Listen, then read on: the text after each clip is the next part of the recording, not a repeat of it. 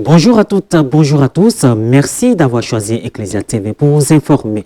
Un seul grand titre dans cette édition. Le jeudi 4 novembre 2021 s'est tenu au centre diocésain de Yamoussoukro la rencontre de l'équipe nationale de contact du synode sur la synodalité 2021-2023 avec les vicaires généraux des 15 diocèses de la Côte d'Ivoire et les délégués laïcs diocésains. Composée de 13 membres, cette équipe a pour mission d'aider les équipes diocésaines à organiser les consultations afin que tous puissent voir leurs contributions valorisées, mais aussi à faire la synthèse des consultations dans les diocèses. Le point dans un instant. L'équipe nationale de contact pour le synode sur la synodalité en Côte d'Ivoire a organisé le jeudi 4 novembre 2021 au centre diocésain de Yamoussoukro une réunion avec les vicaires généraux des 15 diocèses et les délégués laïcs diocésains. Cette première rencontre, qui devrait en entraîner d'autres jusqu'en mars 2022, se déroule dans la phase diocésaine de la démarche synodale dont l'objectif est la consultation du peuple de Dieu. L'Église qui se met à l'écoute de toutes les personnes baptisées. Après la conférence de presse du 13 octobre dernier, au siège de la conférence des évêques catholiques de Côte d'Ivoire, annonçant la tenue du 16e assemblée ordinaire du synode des évêques 2021-2023 sur le thème « Pour une église synodale, communion, participation et mission », l'équipe nationale de contact du synode sur la synodalité, dans un vaste processus d'implication de tous les acteurs de l'église, a rencontré le jeudi 4 novembre 2021 au centre diocésain de Yamoussoukro tous les vicaires généraux des 15 diocèses que compte la Côte d'Ivoire ainsi que les délégués laïcs diocésains. En tant que vicaires généraux, ils sont des autorités dans leur diocèse. L'équipe de contact que nous représentons ne peut pas aller directement toucher des fidèles dans les diocèses, dans les paroisses. Nous avons voulu faire d'eux, et ils ont bien compris cette mission, des relais. Cette rencontre a débuté par une messe dite dans la chapelle du dit centre, célébrée par le secrétaire général de l'épiscopat ivoirien, le révérend père Emmanuel Ouiné, et concélébrée avec les vicaires généraux de Korogo, Grand Bassam, Abidjan et Gagnoua. Au terme de la messe, place à la rencontre, dont l'objectif est de tout mettre en œuvre afin que tous les fidèles puissent participer à ce processus synodal et donner leur avis sur la marche de l'Église. La première articulation fut la présentation du Vademecum, un manuel officiel pour l'écoute et le discernement dans les églises locales, exposé par le révérend père Emmanuel Ouiné, puis s'en est suivi des échanges. Vademecum, c'est un document qui comprend toutes les petites règles, les directives d'un travail à faire. C'est ça le Vademecum. Et dans ce document, il est indiqué des orientations assez précises pour mener ce processus synodal. Donc la formation des équipes de contact au niveau national, la formation des équipes de contact au niveau diocésain et la manière, le mode de consultation, comment cette consultation doit être menée. La deuxième articulation fut la présentation du parcours synodal dévoilé par le père Émile Kélignon, secrétaire général adjoint de la conférence des évêques catholiques de Côte d'Ivoire. On a voulu montrer aux vicaires généraux et aux délégués diocésains le chemin qui a déjà été parcouru, parce que nous ne partons pas de rien. C'est ainsi que nous avons accroché ce parcours à des repères, notamment que depuis le 15 septembre, nous avons participé au niveau du secrétariat général à la visioconférence, qui était vraiment un point de départ important. Ça a été une réunion organisée pour les présidents des conférences épiscopales avec leurs secrétaires généraux. Il est à noter qu'à la suite des travaux préparatoires pour la réussite de la phase diocésaine, de la base à l'instance supérieure d'un commun accord, un nouveau chronogramme a été adopté.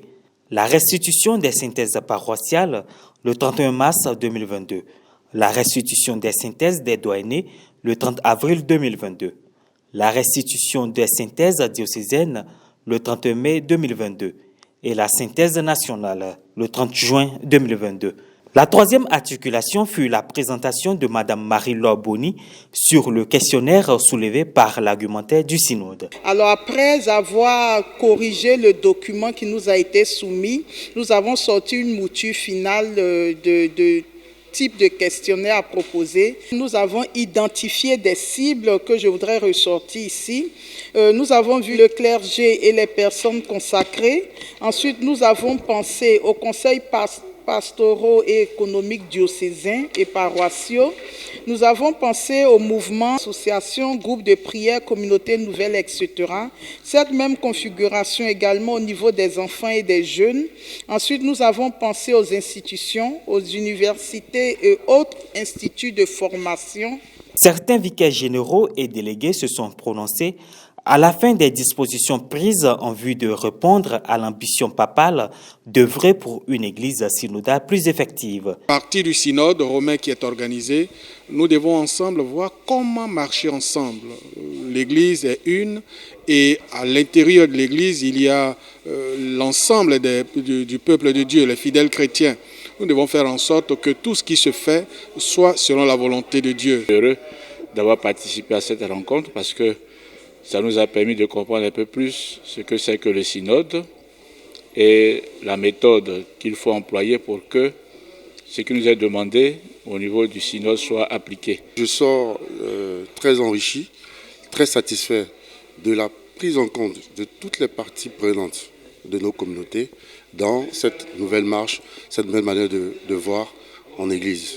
Nous sommes venus pour nous imprégner d'abord de ce synode, être informés, ensuite informer non seulement les premiers responsables du diocèse, mais également les fidèles pour voir ce que l'Église attend. Dans ce vaste processus d'implication de tous les baptisés, l'équipe nationale de coordination du synode sur la synodalité a prévu d'autres cadres d'échange avec des entités de l'Église catholique en Côte d'Ivoire. Nous aurons à rencontrer les supérieurs majeurs des communautés religieuses. Ensuite, nous reviendrons encore rencontrer les secrétaires généraux exécutifs, les aumôniers nationaux et les responsables nationaux des différents mouvements et associations.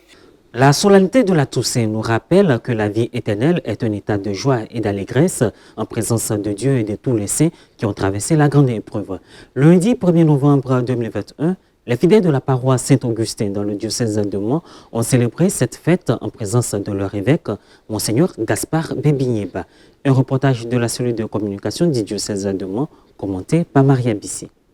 Instituée par l'Église catholique, la fête de la Toussaint, célébrée le 1er novembre 2021, honore tous les saints, c'est-à-dire des hommes et des femmes, connus ou inconnus, qui ont vécu de façon exemplaire leur foi. Ici, à la paroisse Saint-Augustin de Mans, c'est avec louange, prière, adoration et partage de la parole de Dieu, au cœur de l'Eucharistie, que les fidèles ont marqué cet événement présidé par Monseigneur Gaspard Bébigneba, évêque du diocèse de Mans. Une célébration pleine d'enseignements, à travers laquelle Monseigneur Gaspard a fait redécouvrir quelques aspects spirituels.